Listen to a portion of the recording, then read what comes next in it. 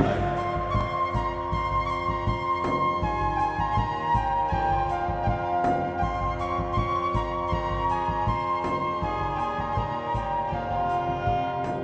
and welcome to Annoyed Kitten and the Drachenwald Files.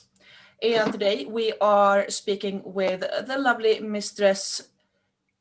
Yeah, I'm gonna let you pronounce that name yourself because I pronounce it Leonet, but I'm not sure if that is correct. No, that's just fine. Leonet de Covenham. Mistress Leonet de Covenham. And you are from Insula Draconis. How long have you played?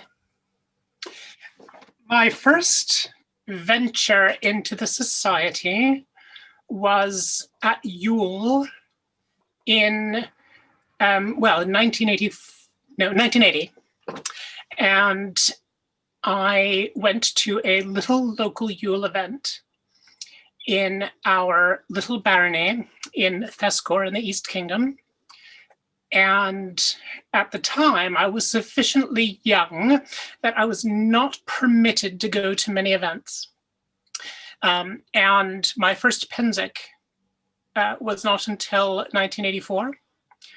And that was a real adventure for me because I had a very sheltered upbringing, but I was exposed to so many stories about Penzic by all of my friends and songs, and it was such a real bit of excitement for me to go off into the wilds of the Middle Ages. And Penzic was at the time rather less controlled than it is now. So there was a lot of adventure. There was the naked swimming in the swimming hole, and there were a lot of different attitudes towards alcohol and young people at the time. So it was very exciting and very interesting. And I remember at my first or second Penzic seeing Regina Romsey, who was from faraway Drachenwald, and she was a viscountess, and I'd never seen a viscountess before, and she was from this faraway place where there were castles and where people were able to tread the same soil that our medieval personas tread. So the Drachenwald at the time seemed impossibly far off and impossibly exotic. And here you are. When did you move to Drachenwald? I came to Drachenwald in 1996 to study, and I came to Oxford, which is absolutely the place to come and study in the Isles in the Middle Ages, and of course it still is today. And at the time, I was involved in the society, but only online, which is particularly applicable in these days of online participation. So I was very involved in the Rialto, which is what we called the old news group we had that was across the society. And while I was studying, of course, when you're studying history full time, when it's your full-time job, it's not that interesting to do it for fun. And I can see that. I can see that. I guess it's kind of the same that people today are experience when it comes to us being very much online, and they say, I'm on screen all work days. It's not that interesting to be on screen on my off duty hours. Quite. But 1994, you said. That means you've been in Drachenwald for a long time now. I have. I started to go to Drachenwald events in 2008. Oh, so but that long period until you actually... Yes. So we spoke about Penzic. Was that like your really first good experience that got kind of like, this is my hobby, this is what I'm going to do? Even before that, when I went to that little baronial event, and when Friederike Thomassen, as he's now called, who has only just recently left Klakkavyrki, where he has been studying with his Lady Oriana for the last 2 years, he opened the door and he bowed and bade me welcome. That moment was the moment when I knew I'd found a home, and I can still smell the smells of the food that we're cooking up in the attic of someone's house, which is where we had the event. And I still remember the candlelight, and I still remember the faces. And last year, when my daughter, the Lady Angelica, and I went to Penzic War, I saw some of those faces again. And there was Sir Diablo, an East Kingdom knight, who I first met on that first night. And I still remember marveling at the idea that here was a Saracen knight who was wearing exotic clothing and joining us in our otherwise very European feast. So a lot of the things that characterize the society and characterize years of participation really were there that very first moment. The, what do you call it? Like the variety, we used to tend to use the word smorgasbord in Swedish. Well, and it's a really appropriate term, because not only did we literally have a smorgasbord of medieval food, and again, I'd grown up with very traditional European food, but not this, and so that was spread out for me, as were all of these people who were. I mean, I played Dungeons and Dragons as a school child, but here we had people who were not describing what they're doing. Here, they were not people adventuring in their minds, but here people who were knights, who were scholars, who genuinely did this. I totally get that feeling, because that was kind of the same feeling that I got. Not my first event, actually, but one of the later events when I got hooked, and that is these people are not playing; these people are actually living it. So, moving on into your SCA history a little bit, you started going to events in Drachenwald. Do you have a favorite event here in Drachenwald? Something that you like every year, you don't want to miss it? There are events that I don't want to miss every year. I've been going the last few years to boot camp in Meadowmarsh, and that's a fascinating event for me, and I will tell you why. I go this year. I went with Duchess Isabel and with my daughter, Lady Angelica.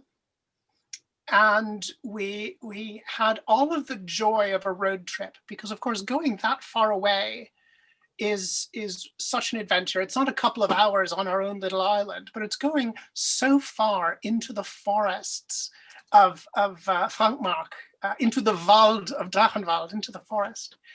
And we go each with our own aims. So Angelica, as you may know, is an armored fighter as well as a fencer.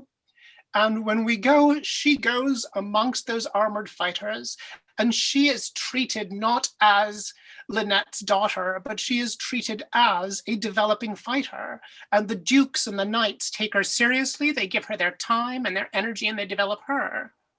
While I go and I work with fencers and marshal a fencing tournament this year, and teach fencing and authorize new fencers. And that's splendid. And what I most remember this year, especially because it was our last event before the plague came, was listening to Michael Rantzau and listening to William, and listening to Duke William, and listening to all of these voices talking about chivalry. And when I was young, I was a squire. I became a squire when I was 17. And for 10 years, I wanted to be a knight, and I loved chivalry, and chivalry was my motivation for so many things. And I still have that love, even though I don't fight armored anymore. and listening to the stories from William Gifford and Mikael Rantzau and Duke William echoed in my mind with discussions of chivalry with Duke Finvar, who was my knight when I was young, and discussions that my friends and I would have, earnest discussions about chivalry and what it meant to be a knight, what it meant to be a peer on our way to events when we were young and wild and stupid. And all of that came back to me 40 years into my participation in the society. So while Raglan Fair is always home to me, while Double Wars is such an adventure, while I still have intense memories of going to Arnimetsa for coronation, again in the forest. For me, just now, what really echoes in my mind is boot camp in Knight's Crossing in Meadowmarsh.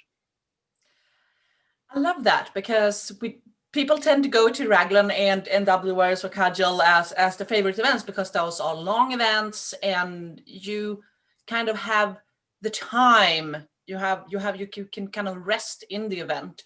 And there are camping events. Of course, you get a lot of other things that you can't get from a weekend event. But I do love that you mentioned boot camp in Knight's Crossing. Speaking about chivalry and peerage, I mean, you are a peer. You're a Laurel. And I have been speaking to two of the knights, two of the Nordmarker knights, and I asked them, what is chivalry for you, and what is it to be a peer? So I thought I'm going to leave that question to you too, since this is something that you clearly have been thinking a lot about. So we can start like, no, you're not a knight, but you are talking about chivalry, and chivalry is something for all of us. So what is chivalry for you? That is far from a simple question. I know, but as you know, I'll try to say a few words, and I'll try only to say a few words. One of the things that's very important to understand about chivalry is that knights in the Middle Ages were often absolutely beastly people. They were horrible, and they were horrible to people around them, and they were murderous, and they were violent. And to some extent, I know as a historian, the idea of chivalry is designed to take the violence of the reality of medieval rule and turn it into something elevated and to something a bit less horrible. And in that sense, humanity we're nasty, we humans, and we need something to make us less nasty. And in Christian Europe, the idea of Christianity as a religion and the idea of chivalry as practiced in the early Middle Ages and even into the High Middle Ages, they were not easily compatible. When we look at the First Crusade, the first thing that all the knights across Europe do when they come together, when they transcend all of their bitter local feuds to do something truly continent-wide, the first thing they do is they kill every Jew they can get their hands on in the Rhine Valley. This is horrible. Yeah. And so the idea of chivalry is to some extent an attempt to redress this, to make knighthood better, to make medieval rule better, and to make people better. So for me, chivalry is a set of self-improving ideas that enable us to transcend our rough nature and become better people. And it's an opportunity for us to read medieval people's writings, like Geoffrey de Charny's writings, and try to understand what it meant to think like a medieval person, to think like a medieval knight or a medieval lady. And just as the ideals of courtly love that we read about from authors like Andreas Capellanus try to turn us from a bunch of beastly people cheating on our husbands while they're away at crusade. Chivalry is also a way to create an ideal that gives us something to aspire to, and that's what chivalry means to me. That was a very good answer. I like that you just didn't throw out, the normal words, because it is something to think about. And you were mentioning something that's really important to remember when we are playing in the SCA, for me at least, or that is that the medieval times and the Renaissance times and even the Viking times were a lot of horrible things, and we choose what we take from that. So we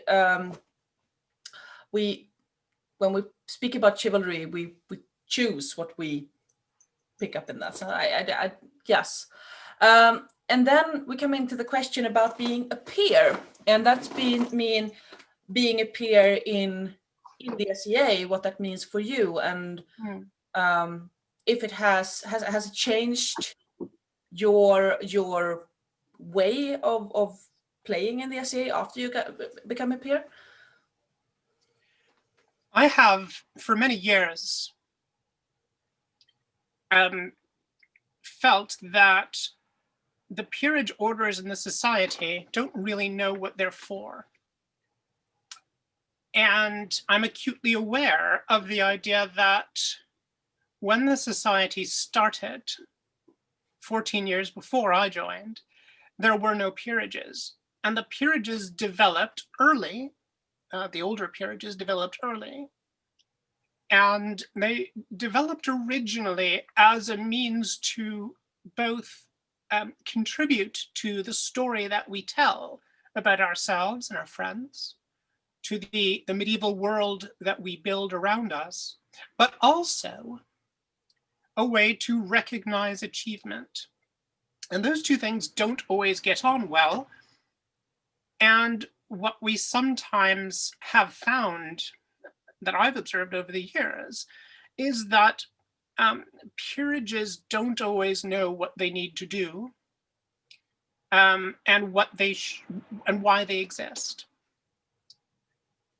And I imagine that because of the way peerages work, perhaps we never will. Perhaps for the peerage orders, for peers ourselves, we are part of a long process of seeking to understand what we ought to be doing in the society, and how we can make the society better for everyone around us.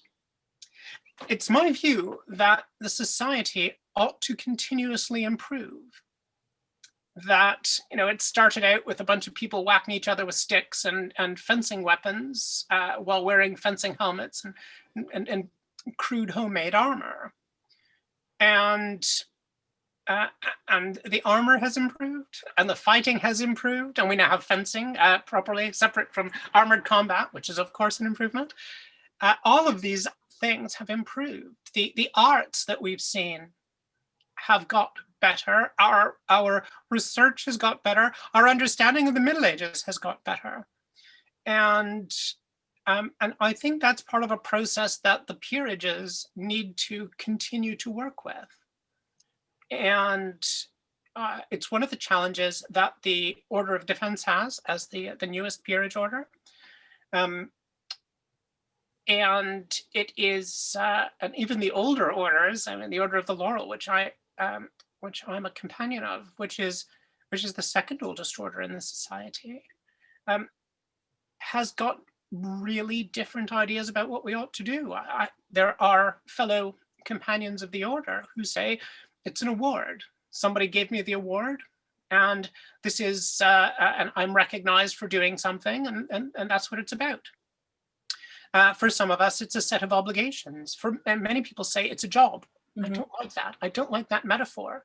You don't? No, I don't. Because as you and I know, Agnes, because we have in the real world, a public service background, when there are jobs, to be done, we ought to look at what the competencies are required for that job, how we can develop people towards those jobs, how can we can develop people in those jobs. We seek diversity in whom we employ. We insist on fair and open competition and transparency in whom we hire. All of that is part of public service. Yeah. A lot of that is part of the way the world ought to work. And peerage orders are notoriously murky about what we do. We hide things a lot. And we're not always as diverse as perhaps we ought to be. So if being a peer in the society is a job, and I understand that there's a lot of stuff you ought to do as a peer, stuff you need to do as a peer. What you called obligations. Indeed. Yet it's not structured the way a job is structured. We don't have clear goals. It's very unfair, for instance, to employ someone in a job and not tell them what your expectations of them are, what their goals are for the year, against what they're going to be assessed. All of that is part of administering someone in a job or leading someone in a job. We don't have that. So I'm not very comfortable with that way of looking at it. Instead, you choose the words obligations. And I totally see your point. I have never thought about it that way. I have been the one that's said that peerage is a sort of job. But listening at you now, I might actually have to change my view on that, because you are right. You don't get a job description when you get a peerage. You kind of get, congratulations, now you're a peer, and what it is to be peer, that's up to you. Yeah, that's right. And so, I mean, I understand why people use that metaphor and that model. It's not without merit, but I'm not comfortable with that.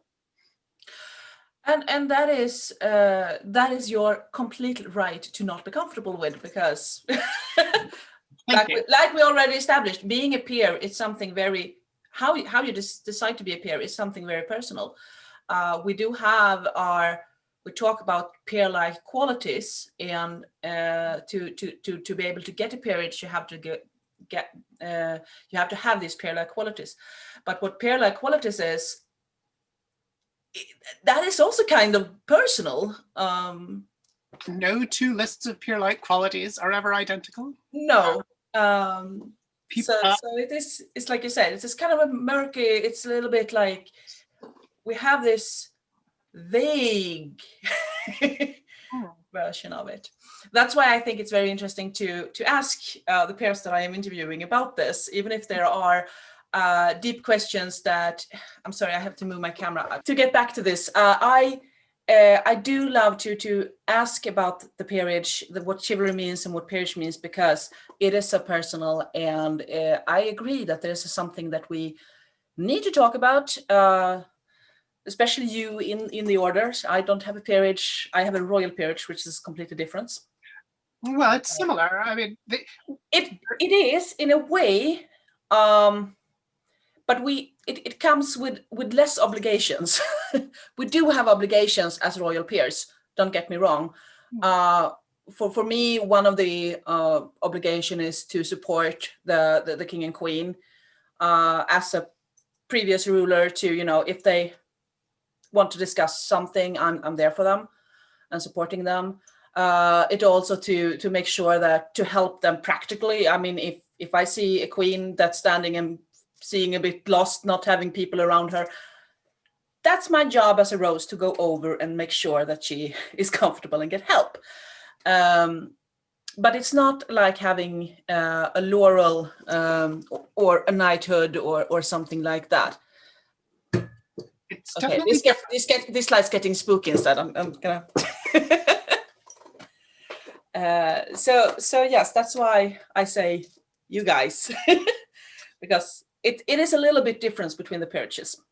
But also you as a royal peer are much more visible than a lot of the bestowed peers are. You wear a shiny hat that says among other things, I need to be an example in the way I deal with others. I am not, we have the term peer fear, which I hear sometimes. The idea that because we exalt peers, and the way that we exalt peers, and because we use words like the populace to refer to people who aren't peers, which I don't especially like because it reinforces this, we have the idea that some people ought to be unapproachable. And for me, as someone who's not as identifiable, people might be readier to come up and talk to me or to my daughters who are not peers than they might be to come to someone who is wearing a splendid coronet on her head. And so the challenges of communication and the challenges of using your abilities to make the society a better place are significant, even though you don't have the same, for instance, obligations to be selecting other people to join. You have the joy. That kind of happens with a stick. Yes, quite. And so royal peerage is not just people who have sat the throne. It is people who have administered kingdoms and principalities, people who have spent months of their lives, sometimes years of their lives, in leadership positions, being visible and having to demonstrate and model behaviors in a very nuanced way, very much in the eye of the membership of the club as a whole. And that is far more intense than many people realize. Oh, it is. It is.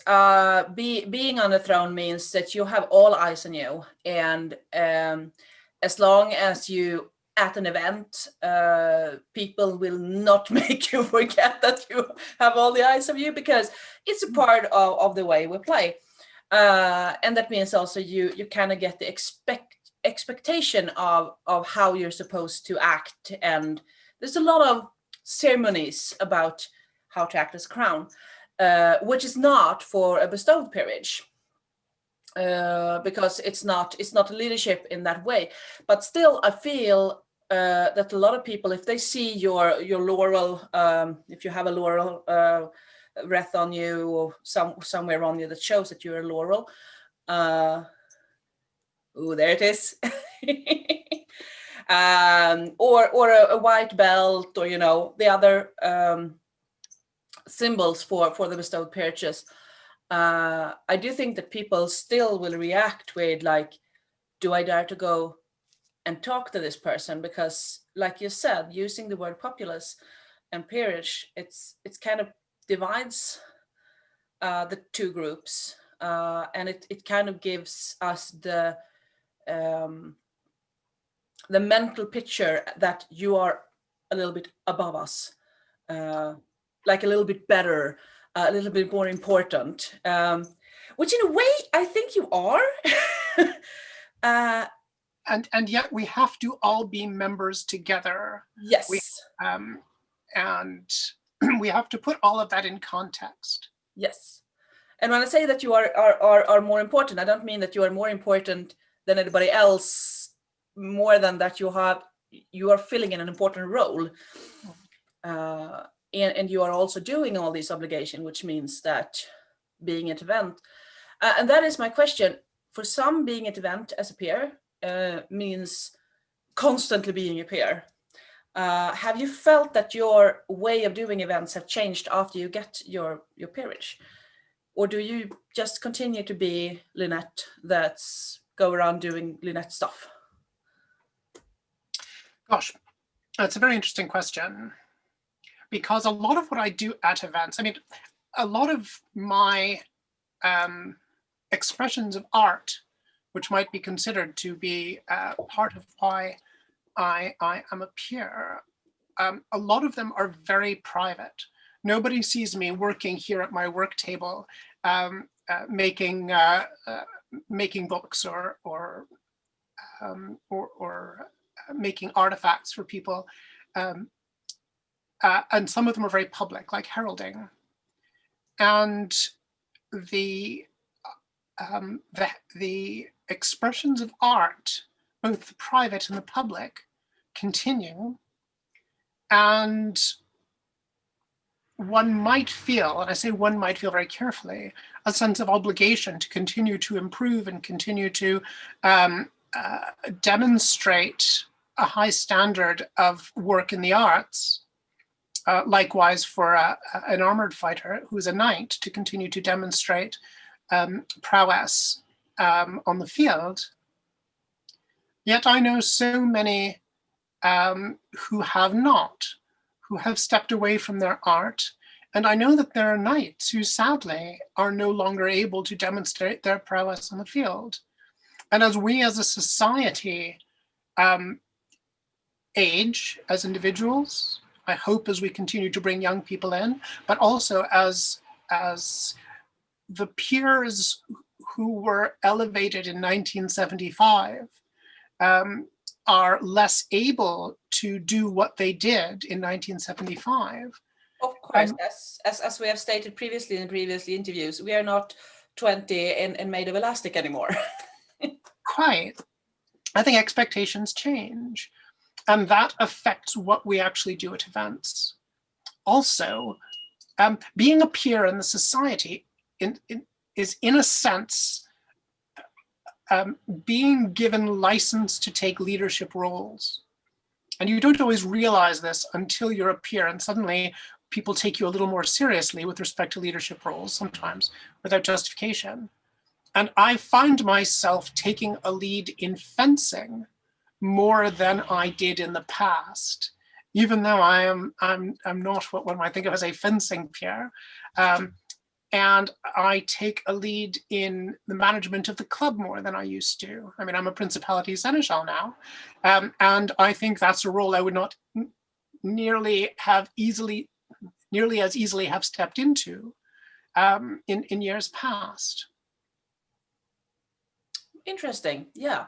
So again, I can recognize some of it in being a rose and being a royal peer. It's for me. I mean, after I stepped down as a queen, not much changed. I continue to be Agnes and running around doing Agnes stuff at events, but I had this on, and it again changed me in certain situations, made me perhaps more comfortable in actually taking a leadership role sometimes.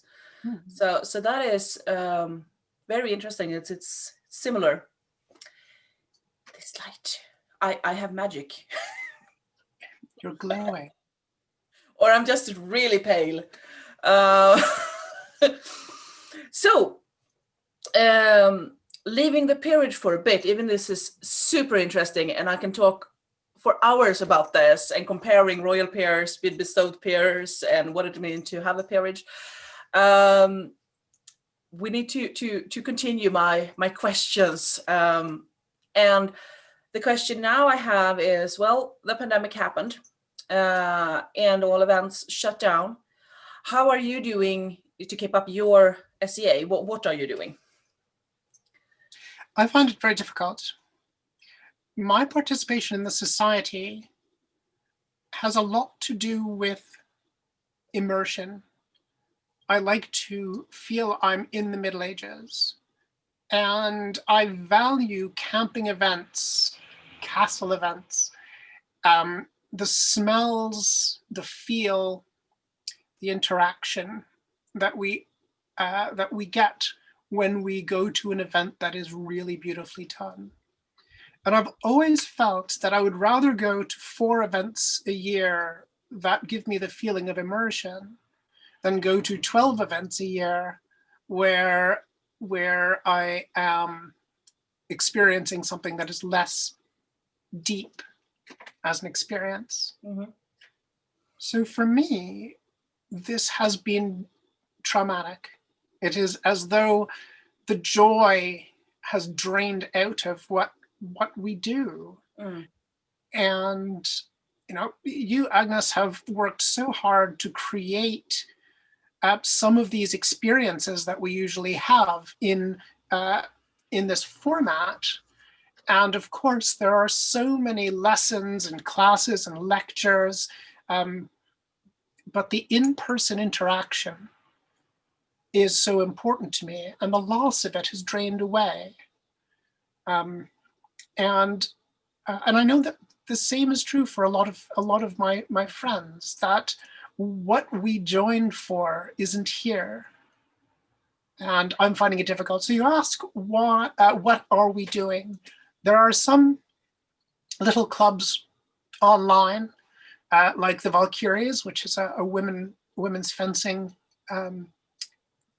organization that exists in real life, mostly in Ansteora, but a little bit online. And I've been immersing myself in that to whatever extent I can. And that club has a lot to do with goal setting and coaching each other around fencing and around taking the resilience we seek in fencing and bringing that into the rest of our SCA experience and our lives. And that's been very positive for me. And well, I've just taken over as Principality Seneschal, and that work goes on no matter what. And I guess one of the interesting things about that is that right now I'm thinking about Raglan Fair in 2021, and our next Coronet tournament, which is scheduled for February of 2021. And the investiture of the new Baron and Baroness of Epleheim, our new barony. And so a lot for me right now is about looking to the future and how we resume what we love and how we try to create a new version of a society for that new uncertainty that we're going into. Now, the society has never been perfect. There have always been things about it that have needed to improve.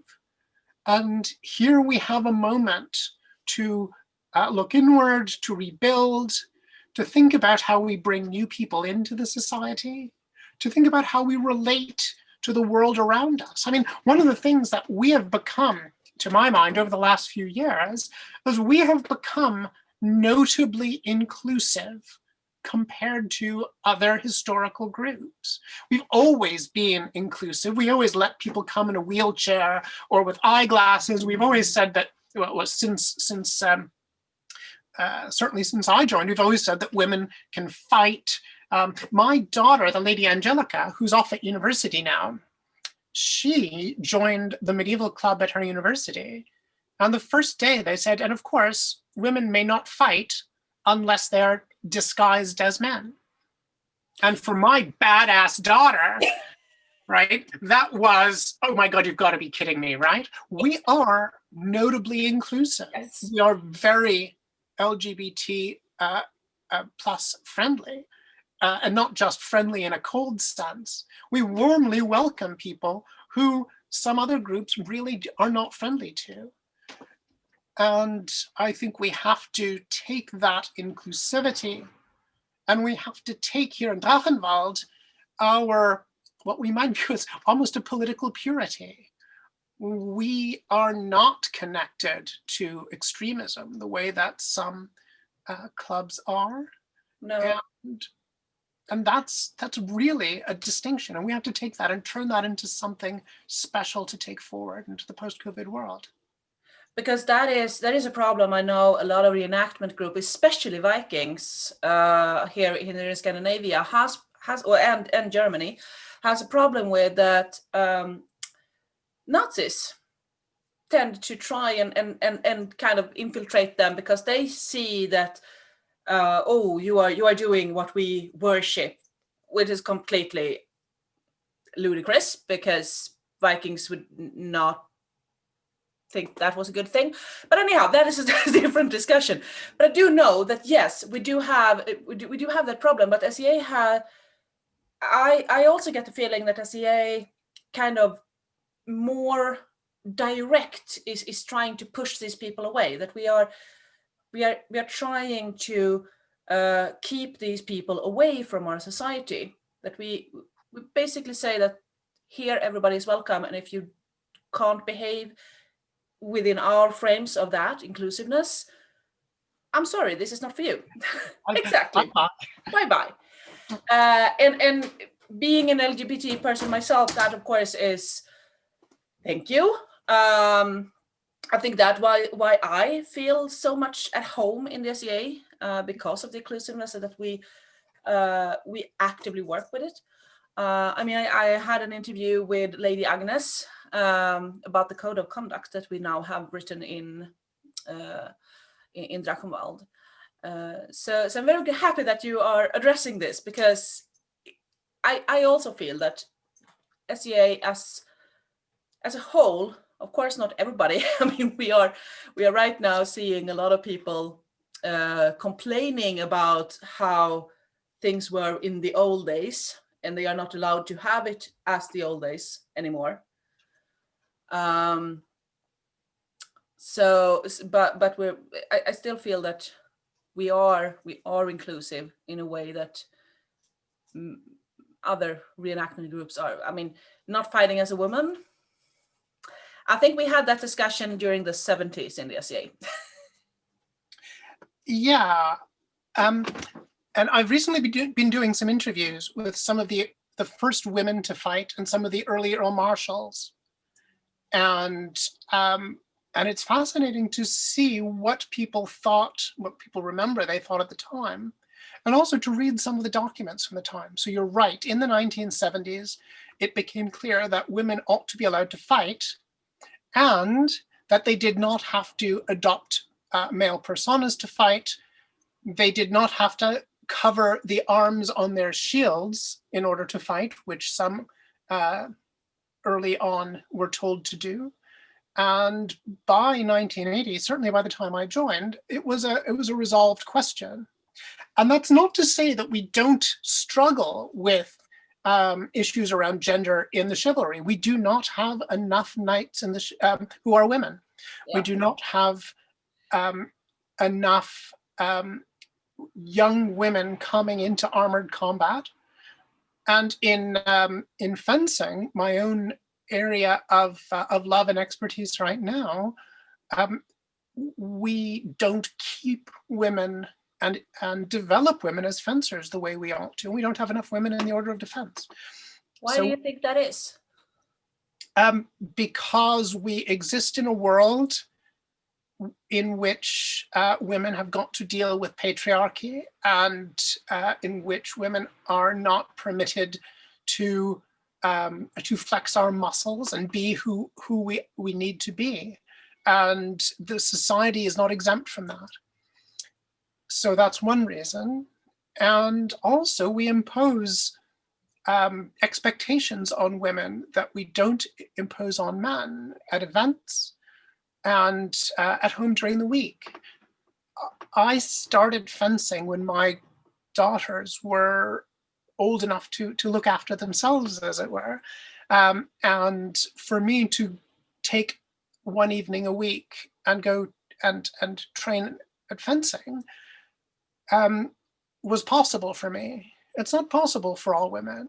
There are women whose childcare responsibilities do not permit them to practice fencing. There are women whose obligations at events around childcare do not permit them to fight or fence.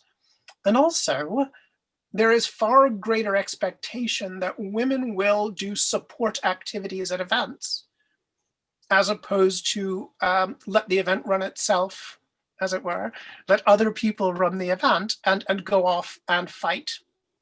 And I think it's significant that I said the words go off and fight. That is, step away from the expectations that the administration and the cooking and all those support activities are jobs to be done by women. Which isn't to say that men don't contribute in those areas. Oh no, they do, but get them. Sorry, I had a cat that was, I saw he was on the way where he's not supposed to be. Skrotnose. So sorry. He's aiming for for a cup of old coffee, and I know that's gonna be a mess. No coffee for Kitty. No, but going back to what we are talking about gender roles, and I totally agree with you there. Women still in our modern days in 2020 are brought up to be servers.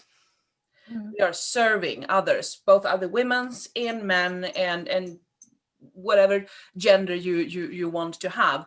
And I do think that is still something that we need to work with in the society, the mundane society. Which is a question I asked another person. Do you think that the SEA gives us women the possibility to explore more of the thing that in the modern society is seen as like not a good female trait? Yeah, I see what you're going for there. And having daughters myself, I'll give you a comparison. My younger daughter, who is 15 years old, and she's no longer interested in the society, although she might be again sometime. When she was younger, she was in the Girl Guides. And she viewed the Girl Guides as restrictive in what the girls were meant to do. And she left the Girl Guides and became a scout, because in scouting, she could go out in the countryside with an axe, and she could cut stuff down, and she could camp in the snow, and they would give them 30 squirrels and 30 pheasants and tell them to gut the pheasants and prepare them for supper. And she learned how to do all of those things. And I think the reason that she had those expectations that she ought to be doing the camping, starting the fire, splitting the wood, came from her participation in the society, where from a young age, she was taught to split the wood, and she was taught that the women are archers, the women are fighters, the women are fencers, and everybody is encouraged to participate regardless of their gender. So I think that developed her and influenced her choice of what she wanted to do with her time when she was younger. And that's part of who she is now. I think that's lovely to hear, because that's where I want our society to be. But I don't have kids on my own, and I happen to be a woman that do a lot of what I want. Always been. So the society didn't change me that much. But it's interesting to hear what other women think about it. Like I said in a previous interview, gender roles and all that comes with it is something that's a little private interest for me, since I have studied it. I've studied ethnology in the university, so with focus on gender roles. So that's why I like to talk about it with others and see their view on our society, because it's I find it interesting. And gender roles, we've spoken about female fighters, archers, how we tend to be servers, we women. I think it's something that we need to work at. So the society does well on a lot of these issues, but the society has a long way to go. Drachenwald is much better on women's issues and on LGBT plus issues than a lot of other kingdoms, not all of them, but some of them. And that's something for us to be proud of, but it's also something for us to take as a challenge. Yeah, we can't just sit down and now we have done good. Quite. We're happy with this. Because you can, like you said, we always can do better. We can always improve and work out the details and work on ourselves. I agree. So, yeah, that was kind of what I wanted to ask you. I do have usually ask people about their favorite garb and so on, but that feels so trivial now that we talked about these really important things. Do you have a piece of favorite garb? I have several. You have several. Because, and that's one of the joys of fencing, is that for the last 5 years I've been fencing, which means that in addition to all of the pretty frocks for wearing to part of an event, I now have a cool fencing kit as well. So I spent a lot of time over the last year developing my cool leather fencing jacket, my Elizabethan doublet bodice. But at the same time, I'm very fond of this very nice dress, which Greta, the absolutely brilliant costumer in Thamesreach, made for me, and she made it years ago. And what I love about it is that, I mean, I've been making my own garb for events since 1980. Some of it I am so glad does not exist and does not exist in pictures. You know, some of those early mistakes and bad choices of fabric, I cannot tell you. But since then, you know, one of the things I do is when I make clothing, I bring my own theories. You know, I'm going to make this and I'm going to prove that this is how they engineered a sleeve in the 14th century. And sometimes I take years to make a thing because I'm trying to prove a point. And this was made by an excellent ladies' tailor. She knows how to make people look good in clothes.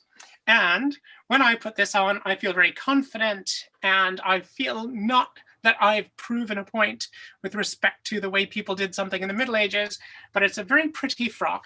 And it's held up very well over the years, and it's made of silk and wool, and it is right out of a particular document, the Romance of Alexander, a particular edition of it, which shows this neckline, which skims right down on the shoulder, and I think it's absolutely wonderful. So there's a favorite piece of clothing, and I've got one of my favorite pieces of jewelry here, which was made by Baroness Nordmark, and it's the badge of an order, of a courtesy order I got years ago. Oh, that is a Baroness Estrid, right? Correct. And this is also a Baroness Estrid. Very best. And it's a pomander, and it's shaped like a sword in a wreath of roses, and it's filled with a scented wax, and it reminds me of we talked a lot about obligation. It reminds me of the fact that a courtesy award is a challenge to bring courtesy into what we do. And I hang this from my wrist, and I have it around at events all the time. And as I bring it up to smell the scented wax I put in it, and as I look on its beauty and the beautiful execution, I'm reminded of that challenge, because nobody is ever free of the obligation to improve the way we deal with others. And that's one of the things that courtesy is about. Yeah, I couldn't have said it better myself. That is really I think that is a good note to end this interview with. That nobody is above improving yourself. Unless there, of course, is something that you feel that I have forgotten to ask you about, something that you've been dying to tell Drachenwald. I think that everyone in Drachenwald needs to do more fencing. And I think we need more people who are able to pick up a sword and learn how to use it. And the barriers to entry are not nearly as difficult as they are for armored combat. And one can be just as courteous and just as chivalrous and demonstrate just the same franchise and prowess on the fencing field as one can in the armored combat world. So more fencing is what I want to see. More fencing. Cheers for that. Cheers.